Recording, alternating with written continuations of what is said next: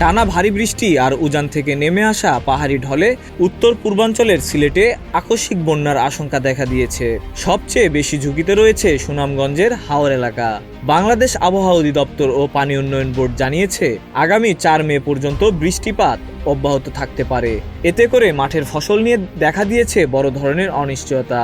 পানি উন্নয়ন বোর্ডের পূর্বাভাস অনুযায়ী সুরমা নদী, কুশিয়ারা নদী, মনু নদী, খোয়াই নদী ও জুরি নদীর পানি দ্রুত বাড়ছে।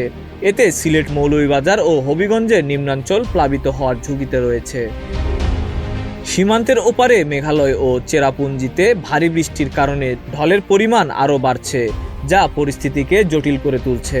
এ অবস্থায় সরকার আগাম ব্যবস্থা হিসেবে ৩ মে থেকে কৃষকদের কাছ থেকে ধান কেনার সিদ্ধান্ত নিয়েছে।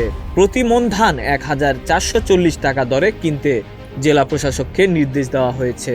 বন্যা পূর্বাভাস ও সতর্কীকরণ কেন্দ্রের তথ্য অনুযায়ী ইতোমধ্যেই মৌলভীবাজারের কিছু নিম্নাঞ্চলে বন্যা পরিস্থিতি শুরু হয়েছে।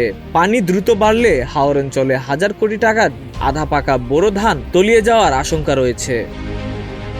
স্থানীয় কৃষকদের দুর্ভোগ বাড়ছে, অনেকেই বাধ্য হয়ে কাঁচা পাকা ধান কেটে ফেলছেন। তবে শুকানো ও সংরক্ষণের ব্যবস্থা না থাকায় সেই ধান নষ্ট হয়ে যাচ্ছে। কৃষি বিভাগ জানিয়েছে, সিলেট অঞ্চলে প্রায় ৮৮,৮৬০ হেক্টর জমিতে ফসল উৎপাদন হয়েছে, যার বড় অংশই হাওর এলাকায়। এখন পর্যন্ত প্রায় ৮৫% ধান কাটা হয়েছে। বিশেষজ্ঞরা বলছেন, আর কয়েকদিন সময় পেলে কৃষকরা নিরাপদে ফসল ঘরে তুলতে পারতেন, কিন্তু আগাম বন্যা সেই সম্ভাবনাকে ঝুঁকির মুখে ফেলেছে।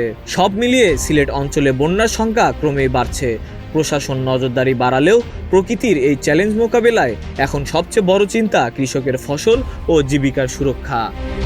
Desk report, news flash 71।